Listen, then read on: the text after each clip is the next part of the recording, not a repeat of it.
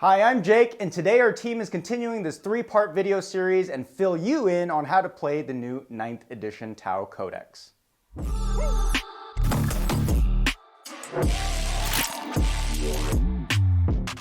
If you're new to the channel, what I do here is primarily cover competitive 40K content, and I also host fun and informative battle reports. If this kind of content interests you, you can stay up to date by staying subscribed, which greatly helps the growth of the channel.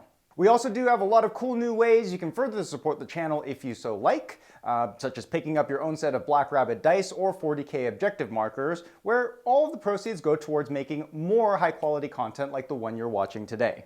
Today will be part 2 of the 3-part series where we go in depth on the most optimal unit choices, broken down of course by organizational slots. So whether you're a returning Tau player, a new Tau player, or just curious as to how to fight the Codex, then what this 3-part video series is going to do is help you best understand what the new Codex is all about. Especially if you are one of many who are attending the upcoming Cherokee Open tournament in North Carolina at the end of this month, where the new Codex will be in play.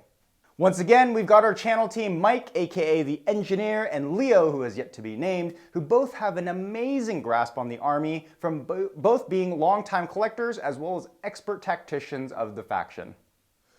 Welcome back, everybody.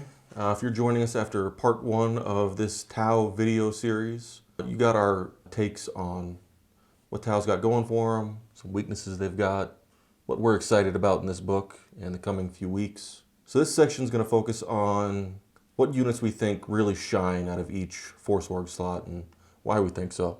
I'll start us off. Straight in through the HQ section, there's quite a few different HQs. Quite a few of them are special characters. Almost all of the special characters belong to the Tau Sept, but mostly I'm excited about commanders. They stayed exactly where they were at the top of the pile of things you want. Their accuracy and just the amount of violence they can throw out on the table, they're sticking around. Honestly, I think that the Cold Star commander has fallen out of favor, at least in my opinion, compared to the other 3 different commanders.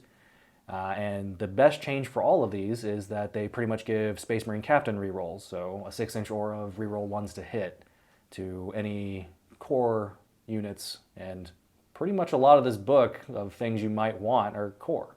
Right.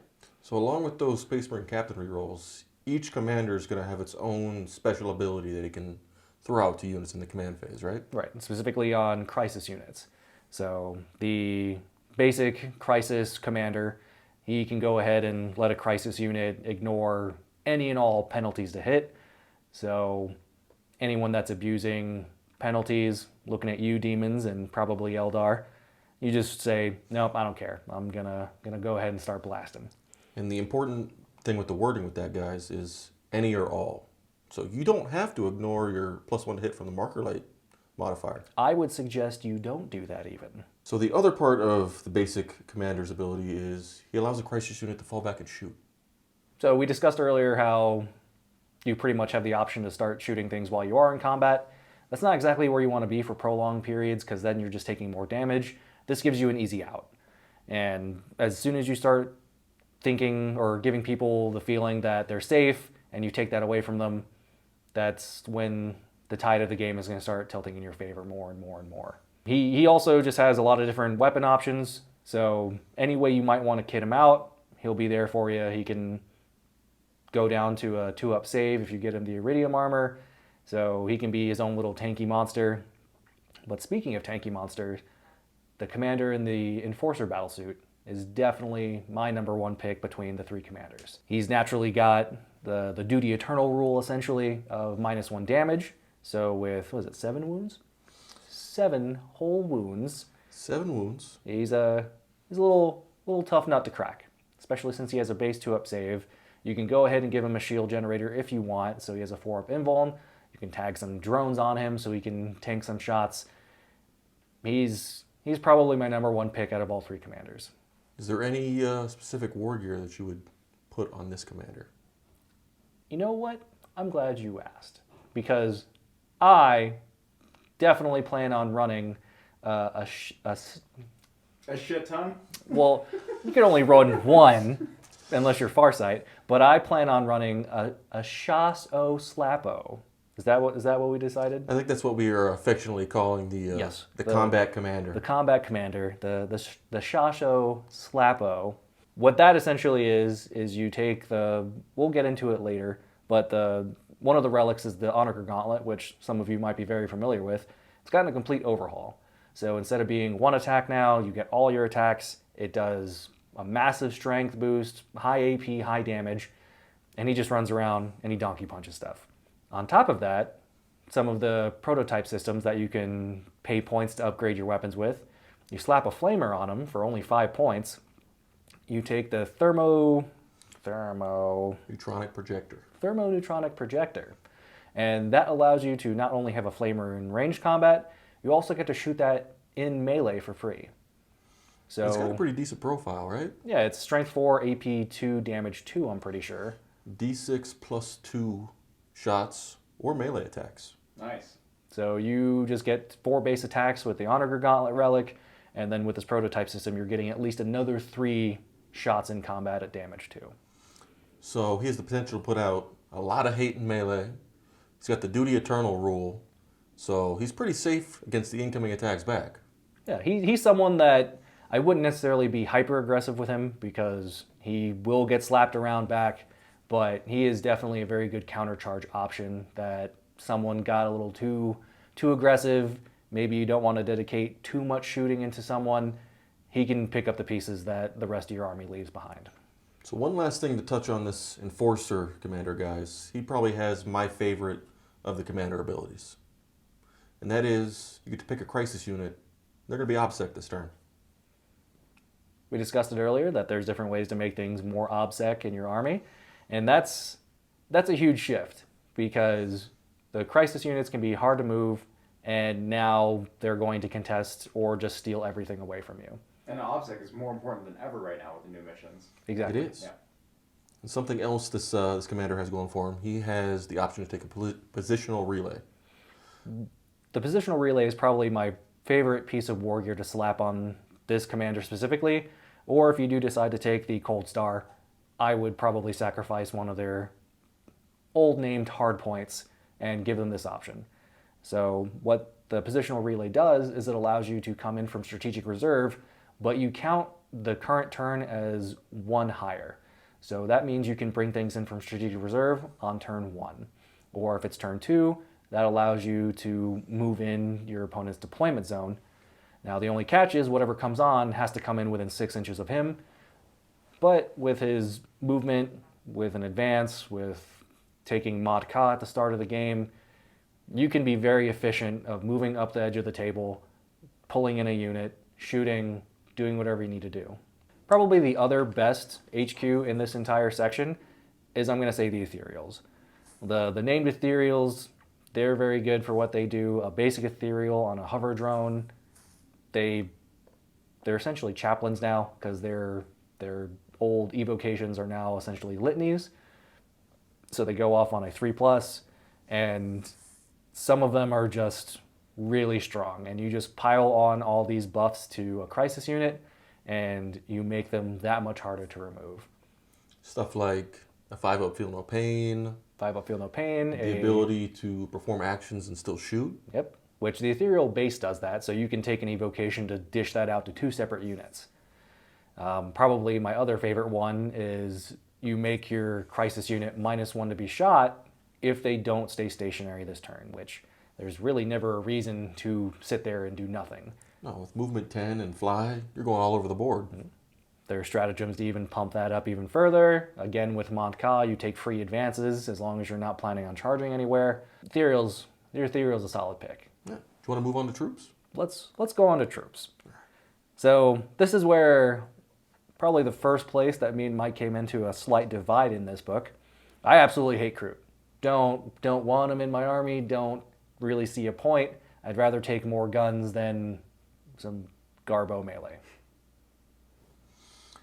I don't necessarily love Croot, but the idea that you can take 120 bodies of Croot for 700 points, give or take, that's a tough thing to deal with. Yeah, and all my fire warriors will kill it. It's fine. Eventually, yeah. But the other 1,300 points of the army's busy tabling you while you're dealing with all those bodies. But I That got are OPSEC. I hate them. I just hate them so much. Fair. There are so many other cool, like, they got better than what they were. But I still feel they could have been tweaked more to be more enticing to take. I agree with you. I don't think they're the top competitive choice, but I think they got enough going for them between their warlord traits, their ability to not take slots, that they could see play now. In your army, you take them. That's fine. I don't want them.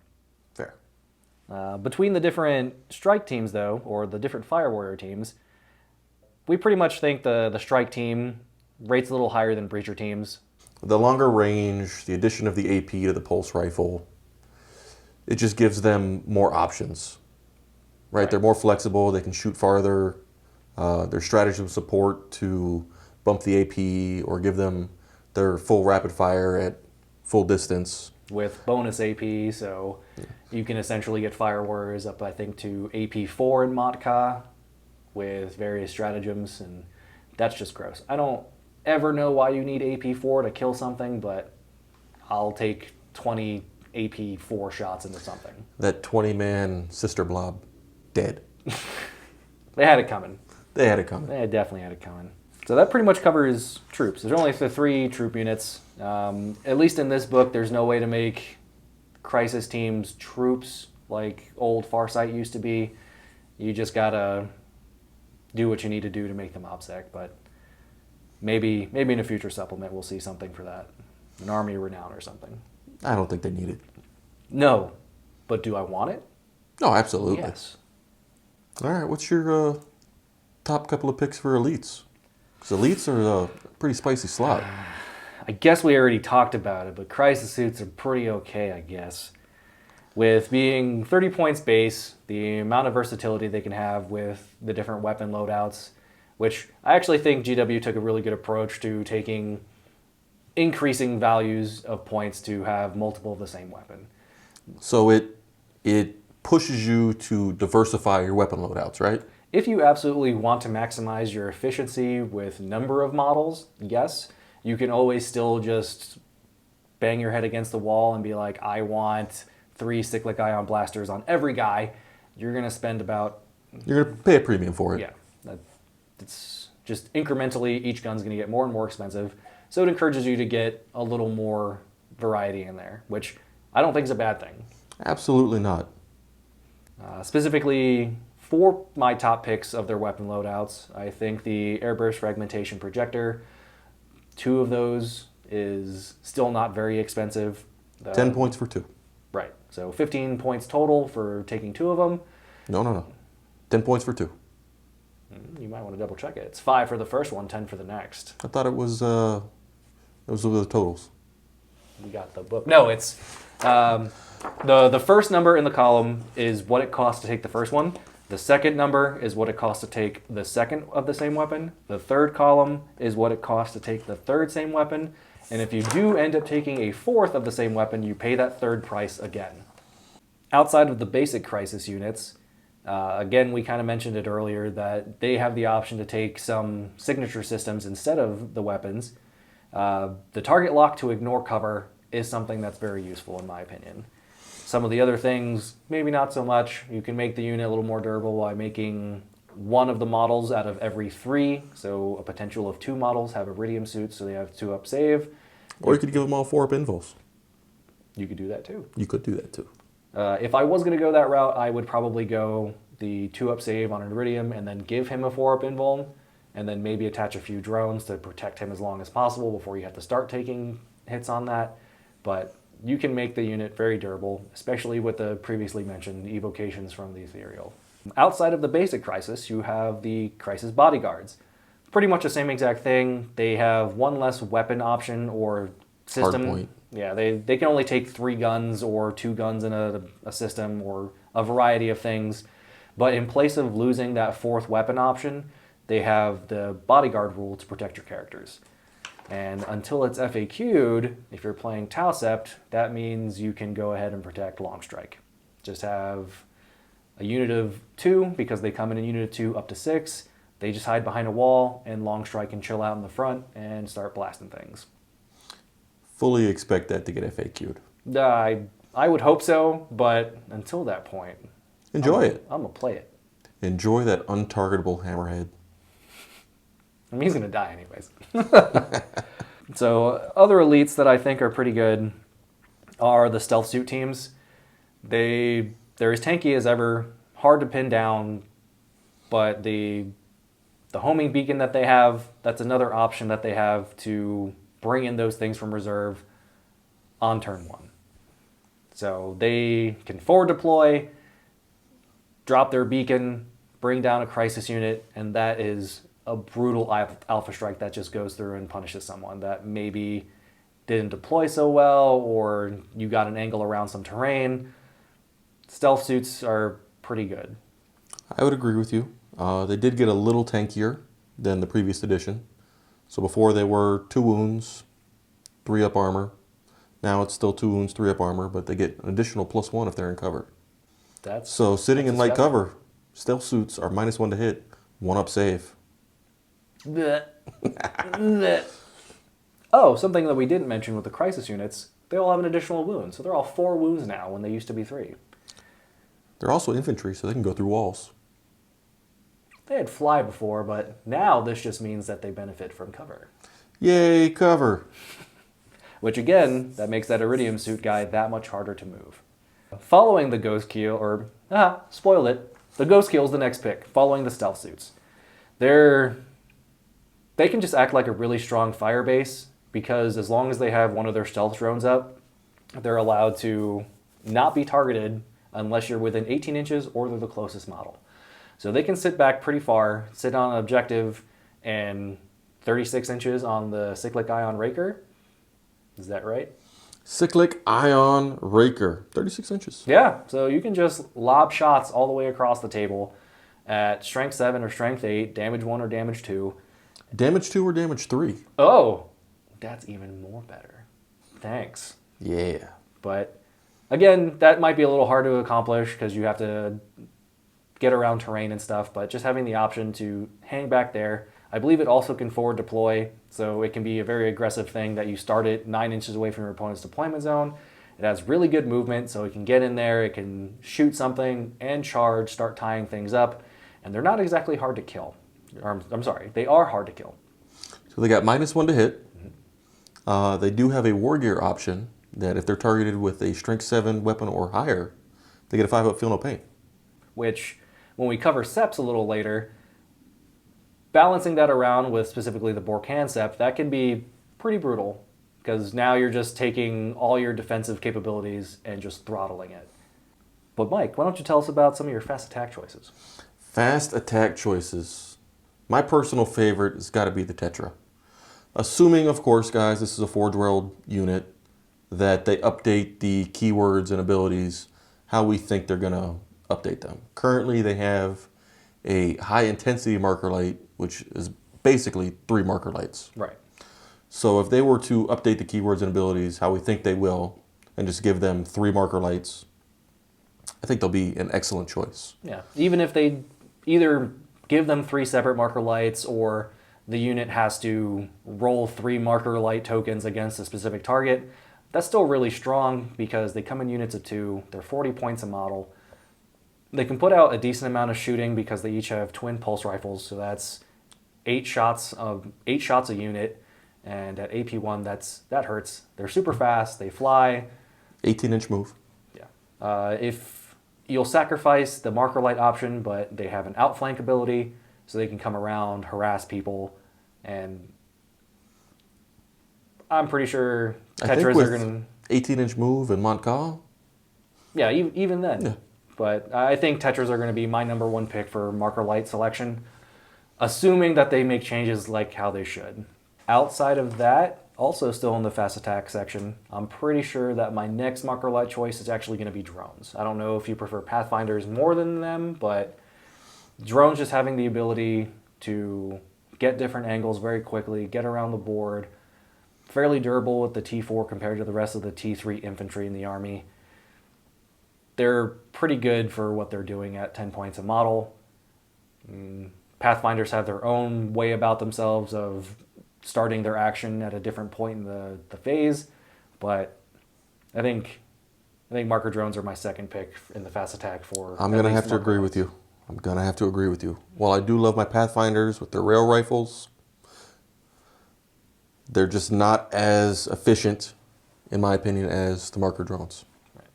I think the main appeal for Pathfinders, which they're still very good, they've got stratagem support to make their marker lights hit things on twos, and they can do additional movement, but... They've got a move, shoot, move, right?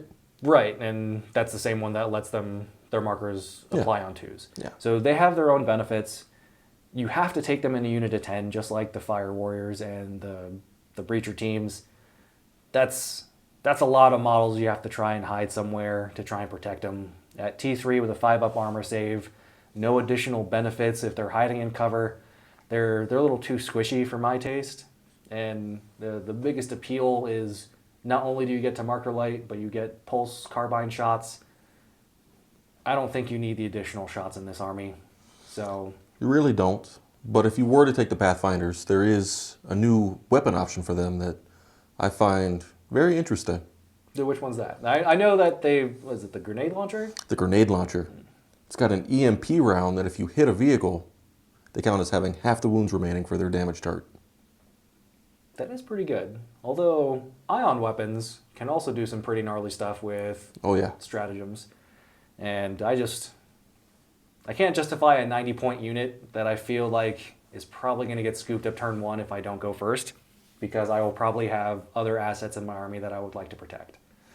Agreed. So again, they're good. I just like the potential of Tetras in the future and the tactical drones. Heavy support? Tau don't have heavy support. I think that's like all their best stuff, though. So probably the biggest thing in heavy support is the Riptide has transitioned from the elite to the heavy. He's put on a couple pounds, so he's chilling out there now. I still actually really like the Riptide. Absolutely. So they fundamentally rewrote how the Nova reactor works, right? Right. So you need to roll equal to or less than your current wound characteristic. Correct. Or is it just below? Let me double check for you. So either way, it's either you have to roll less than or equal to the current wounds you have. So if the result is greater than your remaining wounds, so equal to or below. Equal to or less than, you get to Nova Boost. You don't take a wound, you just go ahead and select one of the 3 options, which they are now, you give yourself a 5-up Feel No Pain, and already with a 2-up armor save and a 4-up invulnerable save, that makes you incredibly hard to kill with 14 wounds. 14 wounds. Yeah, that's gross. The other option is to increase the number of shots that you have. So the ion cannon goes from 6 shots to 8. The heavy burst cannon goes from 12 to 16. 16. And the other option would be the 2d6 move in the charge phase. Right. So you just kind of reposition yourself. You can't do it and charge or use it as a charge, but it allows you to pretty much do a jumpsuit jump with the Riptide. Speaking of weapons, I still think the sidearm of the smart missile system is still the best option on them. The plasma is still really good, but just always being able to reach out and touch something that you can't necessarily get line of sight on is still fantastic. People are hating on the ion cannon still. I think depending what else you bring in your army, the potential of damage 3 or 4 on the ion cannons is still really brutal, especially if you just are Borkan and can use the stratagem to ignore invulnerable saves. Absolutely, and it's really, weapon choice on this is going to depend on what you're seeing in your meta. Right. The heavy burst cannon is still always good. There's more and more reduced damage by 1, so that's why I'm not necessarily okay with it. If you want anti-infantry stuff, you can get it elsewhere. So that's where we're thinking on the Riptide. Just to make a note here, guys, we missed it on the Ghost Kill. I apologize for that. The big suits now have a melee profile.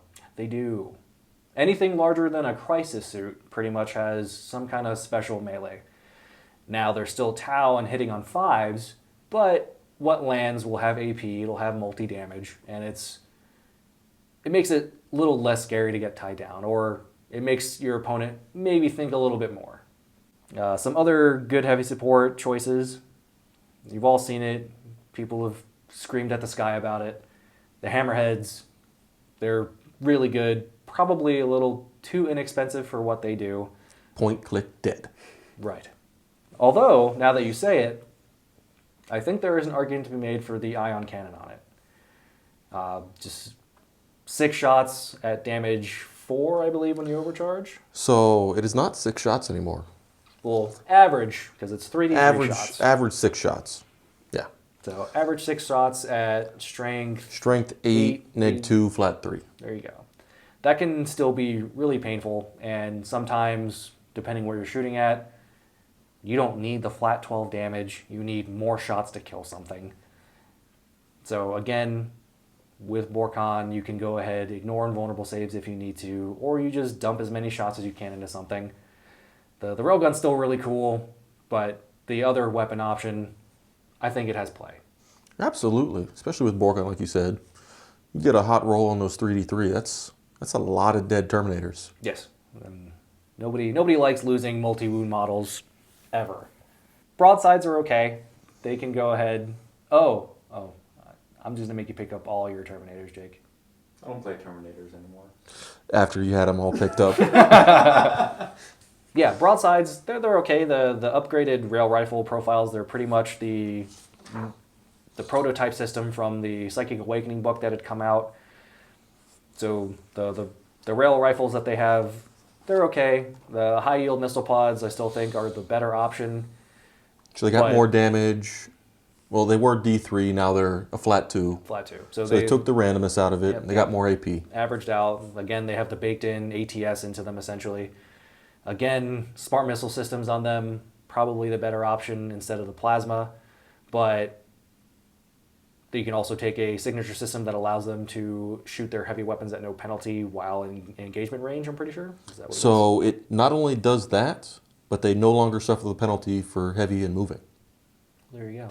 Because now they're infantry, which that's cool because they can Kool-Aid Man through walls. They're allowed to benefit from cover. They're allowed to move up different floors and ruins. So that's a fantastic change for broadsides as a whole. If you're going to go the missile side route, you're going to pay a premium. I think they're 100 points or over 100 points for the full loadout per model. But they're still a great fire base. They're that much more deadly to try and tie up because they're just going to blast you. And it's a lot of shots still. It's still 48 shots on those missile sides. Right. And something you can do if you're Talsept is you can have Dark Strider babysit him and give him reroll wounds against a target. +1 to wound. That's just as good. Transports. Transports. We have so many options. A whole Devilfish. But it is probably the best transport in the game right now. So it gets a pregame move? If you select Mod Ka, you get up to a 9-inch pregame move. You have to stay away from enemy models, but that is further up the board than you could ever hope to be with a lot of Tau stuff. So you say if you select Mod Ka, what if you select Kalyan? I don't remember what it does. Pretty sure you get to go into Strategic Reserve. So if you select Kalyan, if your Devilfish is within, I believe, 9 inches of a board edge, you can pull it off into Strategic Reserves before the game begins. So on top of the other movement shenanigans that this army has, you can just straight up pick up 10 models plus what the Devilfish itself, have them come in later. This is just a really, really, really good transport for only 95 points. You don't need to go crazy putting smart missiles on it. You don't have to put seeker missiles on it. Just take it bare bones, and it's going to be a great investment. I can easily see people taking 2 to 3. I would personally only take 2, but I'm planning on 3. And for the smart missiles, it's really not that expensive. It's 10 points total? 10 points total. I would just take them stock, but because I expect them to die. They're pretty durable as far as transports go. I just would rather spend the points elsewhere, but you can do it, and then it's a little fire-based tank, and just plinking shots away. Fair. Something to note, guys, on the Devilfish Hammerhead Skyray chassis. Don't say it. Don't say it. Be careful with your deployment. If it does happen to detonate, all of these chassis are a D6 explosion. They're going to hurt. I just don't understand. Riptides with Nova reactors and other battle suits, D3 mortal wounds on the explosion. These things, no, I'll just pick up an entire squad by myself. So, think ahead in deployment for that. Moving on to flyers. Flyers.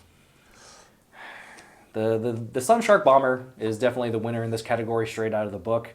Mike is the one that kind of pointed it out to me, so he'll probably be the best to explain it to you. So the Sunshark Bomber stands out from the Strike Fighter for a couple of reasons. It has 2 marker lights.